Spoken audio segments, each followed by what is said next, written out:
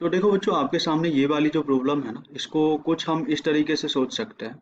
सबसे पहली चीज आप देखोगे ना, तो यहाँ पे बेसिकली तीन फंक्शंस दिए हुए हैं। ये देखो आपका क्या है, एक लॉगरिथमिक फंक्शंस है।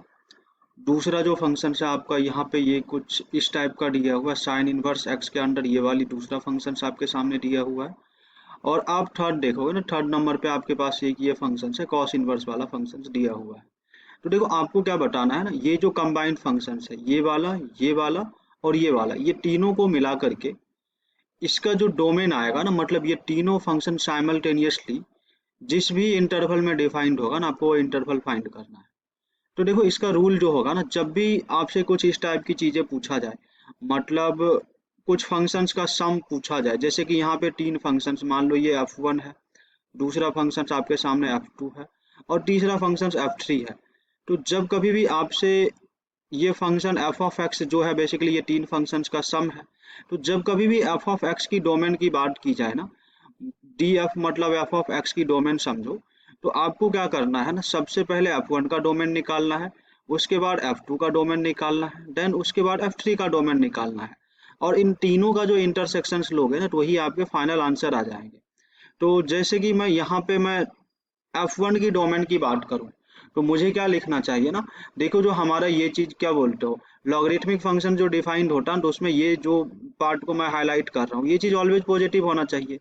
तो ये चीज आपका पॉजिटिव कब होगा, जब आप इसको कुछ इस तरीके से लिखोगे, 4x² plus of 11x plus 6 greater than 0। अभी देखो इसको आप जो है ना फैक्टराइज कर सकते हो कुछ इस तरीके से, 4x² plus of 8x plus of 3x और प्लस ऑफ 6, और ये चीज पॉजिटिव होना चाहिए। डेट मीन्स यहाँ से आप इस पार्ट को सिंप्लीफाई करोगे ना, तो आपको कुछ ऐसा मिल जाएगा, 4x को कॉमन ले लो तो यहाँ पे सिर्फ x बचेंगे, x+2। यहाँ से आप 3 को कॉमन ले लो तो आपको मिलेंगे x+2, और ये चीज ग्रेटर देन 0। सो यहाँ से आपको क्या मिल जाएगा, यहाँ से x+2 कॉमन ले लो और यहाँ से एक 4x+3 आ जाएगा जो कि पॉजिटिव हो गया। यहाँ पे आप ये क्या कर लो ना, इसका आप नंबर सिस्टम पे इंटरवल निकाल लो जिसमें ये चीज पॉजिटिव होता हो। तो देखो बच्चों, -2 आपका यहाँ पे मिलेगा, और ये चीज जो है ना आपका, इसको सॉल्व करोगे तो -4 3/4 आ जाएंगे, तो ये चीज कुछ ऐसा हो जाएंगे। यहाँ पे ये निगेटिव हो गए और ये चीज पॉजिटिव हो गए। तो आपको देखो यहाँ पे क्या लेना है ना, यहाँ पे इस चीज को छोड़ के इधर तक के, मतलब -∞ तक, और यहाँ पे इस चीज को छोड़ के आपको right side up to infinity तक लेना है। ये चीज आपको समझ में आया होगा। अभी देखो यहाँ पे आपको एक चीज और सॉल्व करना होगा। इस चीज को पहले मैं साइड करता हूँ, ये चीज आपको समझ में आया होगा। देखो दूसरा जो पार्ट है ना, मैं इसकी अगर बात करूँ ये वाला पार्ट का, तो देखो बच्चों ये चीज आपका कब डिफाइंड होगा, ये जो येलो वाला पार्ट है ना, वो बेसिकली क्या होना चाहिए, आप ऐसा बोलोगे ना, mod of 4x+3 less than is equal to 1, या फिर इसी चीज को तुम ऐसा बोल सकते हो कि 4x+3 ये लाइज बिटवीन क्या होना चाहिए, 1 से लेके -1 के बीच में। इस चीज को सॉल्व करने के लिए आप क्या करो ना, दोनों साइड -3 कर लो, तो ये चीज तुम्हारे -4 हो जाएंगे, और ये 4x3 -3 करोगे तो ओनली 4x बचेगा, और ये चीज हो जाएंगे -2 हो जाएंगे। अभी आप क्या कर लो ना, दोनों साइड 4 से डिवाइड कर दो, तो +4 से डिवाइड कर रहे हो इसलिए यहाँ पे कोई साइन में चेंज नहीं आएगा, और ये चीज -2/4 हो जाएगा। डेट मीन्स यहाँ से आपको x का क्या इंटरवल मिल जाएगा, -½ से लेकर के -1 तक। ये चीज भी आपको समझ में आया होगा। अभी एक और लास्ट पार्ट बच रहा है आपका, ये ग्रीन वाला जो पार्ट है ना, जिसको मैं अभी हाईलाइट कर रहा हूँ, ये चीज क्या होना चाहिए आपके, ये चीज भी -1 और 1 के बीच में लाइज करना चाहिए ना। तो इस चीज को भी आप सॉल्व कर लो यहाँ पे। तो यहाँ से आप क्या बोलने वाले हो, tan x+6 डिवाइड बाई 3 जो होंगे, ये लाइज बिटवीन क्या होंगे, 1 से लेकर के -1 होंगे। सेम इसी पैटर्न पे आप इस चीज को सोच सकते हो, mod of tan x+6/3 lies between -1 to 1। मतलब मैं क्या बोलना चाह रहा हूँ, ये पूरा वैल्यू जो होंगे ना, ये चीज क्या होंगे, इसका तुम मॉड बोलोगे ना, tan x+6 डिवाइड बाई 3, ये चीज तुम्हारा क्या होना चाहिए, ये चीज basically less than is equal to 1 होना चाहिए। तो इस चीज को सॉल्व करोगे तो आपको ऐसा कुछ मिल जाएगा, और 3 से तुम दोनों साइड मल्टीप्लाई कर लो, तो ये -3 हो जाएंगे, यहाँ पे tan x+6 हो जाएंगे, और ये चीज less than is equal to 3 हो जाएंगे। अभी दोनों साइड आप क्या कर लो ना, -6 को सब्ट्रैक्ट कर लो, तो ये -9 हो जाएंगे, और यहाँ पे सिर्फ tan x बचेंगे, और ये चीज less than is equal to क्या आ जाएंगे, -3 हो जाएंगे। अभी 10 से दोनों साइड डिवाइड कर दो तो सो -9/10 हो जाएंगे, less than is equal to x, और less than is equal to ये -3/10 हो जाएंगे।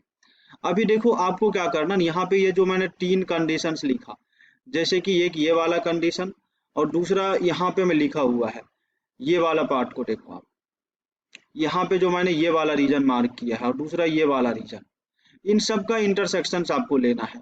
ठीक, बहुत ही सिंपल चीज़ है, आप इसको कुछ इस तरीके से सोच सकते हो। देखो यहाँ पे आपके ये चीज कुछ ऐसा बनेगा, इसको मैं प्रॉपर नंबर लाइंस पे मार्क करके दिखा रहा हूँ। तो देखो बच्चों, यहाँ पे जो आपके पास पॉइंट आया है ना, ये पॉइंट क्या आया, पहली चीज आप देखोगे ना तो ये वाला -2 है, तो यहाँ पे मार्क करो -2। ये -3/4 है, -3/4 बोले तो ये चीज होंगे तुम्हारे -0.725, और इसके पहले देखो यहाँ पे क्या होंगे, -1 हो गए, यहाँ पे -1 लिख लो। ये देखो -9/10 का मतलब क्या हो गया, -9/10 इधर कहीं पे होंगे, और ये चीज देखो 0.725, तो ये चीज तुम्हारा -3/4 यहाँ पे हो जाएंगे, और इसकी बात करोगे तो इसका मतलब -0.3 हो गया, तो ये चीज ऐसा कुछ हो जाएगा, -3/10 हो गया। अभी देखो रीजन बाई चीजों को पकड़ लो, यहाँ पे जैसे इसकी बात करोगे तो ये चीज क्या है, माइनस मतलब यहाँ से लेकर के ये भी इस पार्ट को इंक्लूड करके यहाँ तक का वैल्यू है। दूसरा आप इसकी बात करोगे या इसकी वैल्यू क्या है तुम्हारे, इसकी वैल्यू -1 से लेकर के -½ तक है, तो देखो -½ यहाँ कहीं पे होगा ना, इसके बीच में होगा, क्योंकि देखो ये -3/4 की वैल्यू -0.725 है, तो -½ इधर कहीं पे होंगे। तो देखो यहाँ पे क्या बोला जा रहा है, ये वैल्यू जो है -1 को इंक्लूड करके, और ये चीज देखो यहाँ तक जा रहा है, इस पार्ट को भी इंक्लूड करके, मतलब इससे इसके बीच में लाइज कर रहा है। ठीक है, तो दो रीजन का हमने यूज किया, इसका और इसका हमने यूज कर लिया।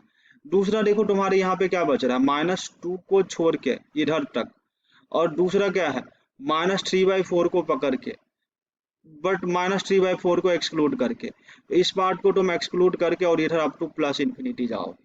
तो देखो आपको यहाँ पे एक चीज दिखेगा, इन तीनों में ना सबसे कॉमन रीजन तुम्हारा ये वाला हो गया, और यही चीज तुम्हारा क्या आ जाएगा, फाइनल आंसर वाला रीजन आ जाएगा।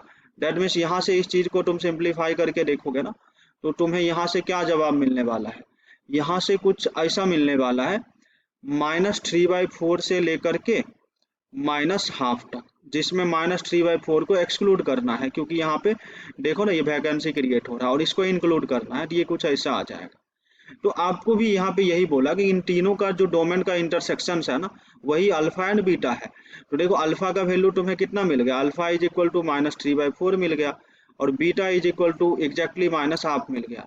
तो अभी यहाँ पे क्या करना है ना, आपको 36 टाइम्स अल्फा प्लस बीटा का मॉड बताना है। तो आप इस चीज को ऐसा लिख लो, 36 और अल्फा की जगह क्या लिखना है तुम्हें, -3/4 और -1/2। तो इस चीज को आप अच्छे से सिंप्लीफाई करोगे तो आपको कुछ ऐसा मिल जाएगा, 36 और ये 3/4, और यहाँ पे देखो +2 हो जाएंगे, और ये /4, मैंने माइनस को मॉड के साथ मर्ज कर दिया। तो यहाँ से देखो तुम्हें क्या मिल जाएगा, 36 × 5/4, जो कि 9 × 5 आ जाएंगे, डेट मीन्स 45 आ जाएंगे, और ये तुम्हारे फाइनल आंसर होंगे। आई होप आपको चीजें समझ में आ गई होगी। फिर भी कोई पॉइंट ऐसा है जो समझा नहीं है तो आप हमें बता सकते हो, उसको मैं दोबारा री एक्सप्लेन करने की ट्राई करूंगा।